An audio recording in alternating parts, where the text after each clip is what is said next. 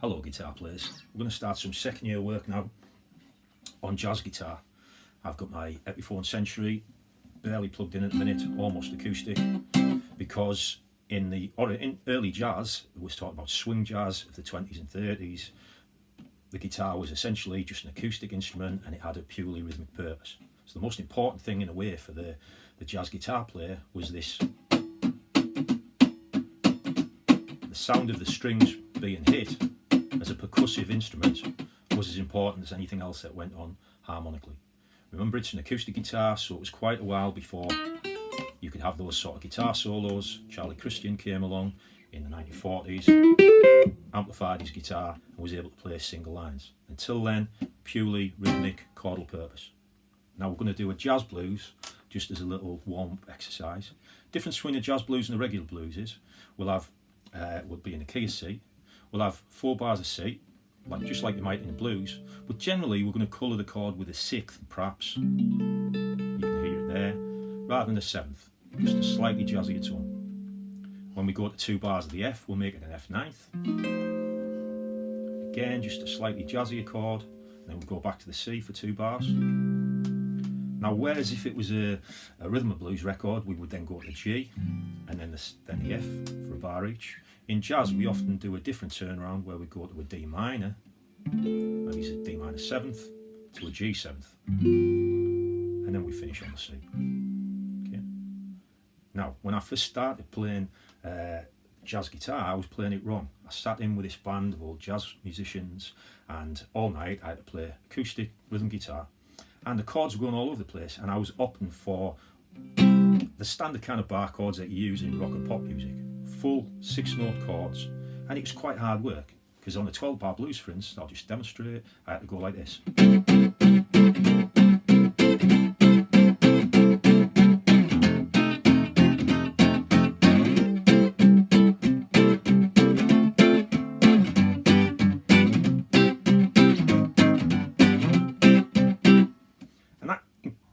Quite a lot of work. All the tempos were fast, all the tempos were like 200 BPM sort of thing. I'm doing that all the time, and just the pressure of playing an acoustic guitar, it wasn't one with a nice kind of low action like this, which is essentially electric guitar. It was a big kind of high actioned acoustic guitar, and playing that bar chord with the tension behind there all the way through for kind of, I think I played for 2 hours and constantly change chords. Some songs change chord almost every other beat.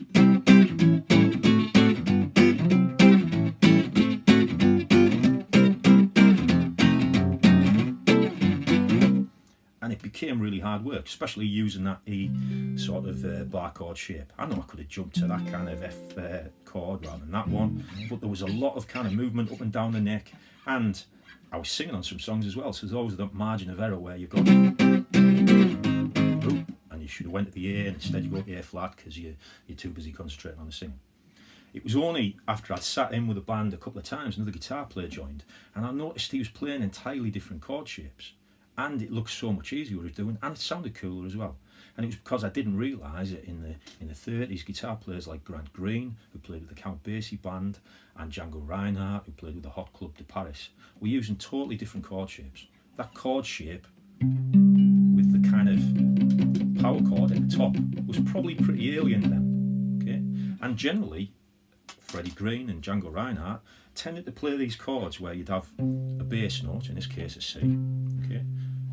To make a C 6th, he's playing the 6th there, not the top of the chord, but he's playing it on the A string. Okay? And the only other note that he's sounding is the 3rd there. And you can hear now, it's just them 3 notes. All the others being muted. I'm using my first finger there to slightly mute the A string so it doesn't sound out. And I'm sort of using the back end of my hand there to mute these top strings.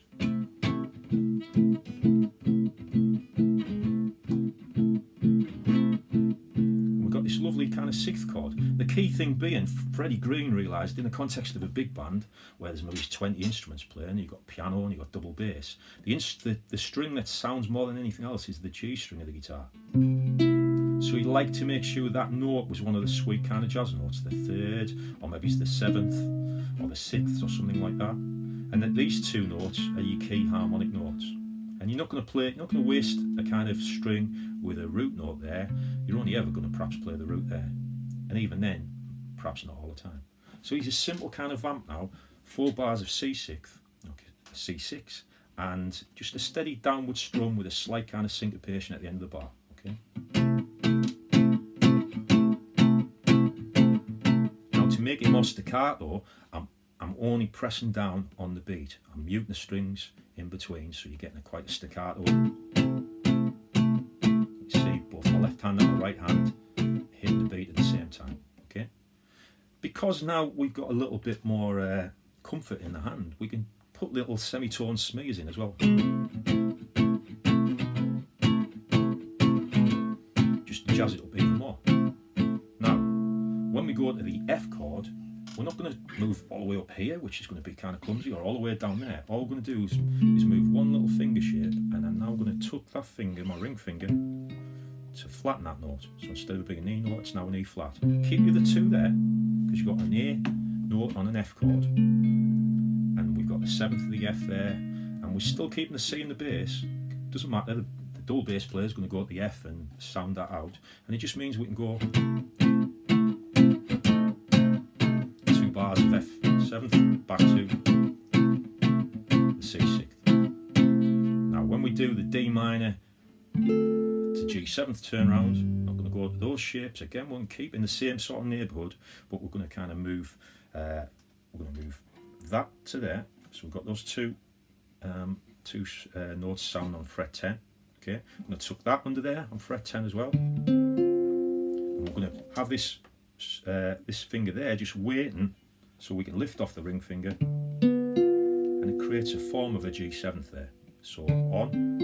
Ring finger on gives us a D minor 7th, not unlike that sound there, and then that's just resting there, and then it creates that final little cadence back to the C6th.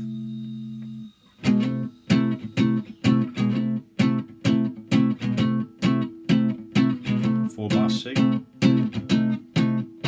bars F,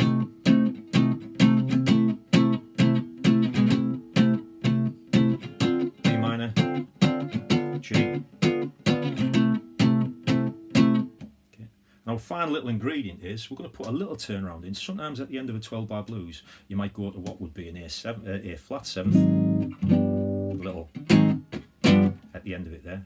Sounds a little bit like that choral song, which has that change at the end of it. And again, though, we're going to keep that same basic chord shape, but when we move down with that finger to what would be fret 4, we're going to tuck our ring finger under to make it 7th.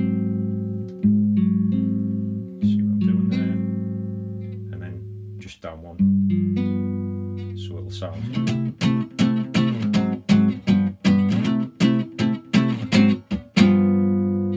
So I've got a simple backing track here using the iReal app on my Apple phone. You can get it on your iPad or your phone, and it's got backing tracks in a jazz and blues style, and you can mix in the drums or the bass or the guitar or the piano and out of it.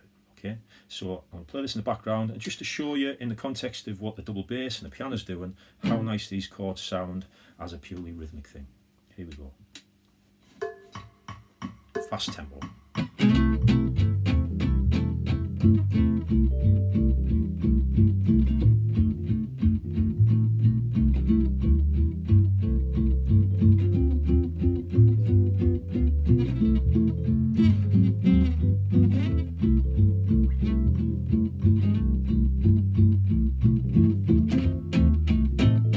Heavier strum now.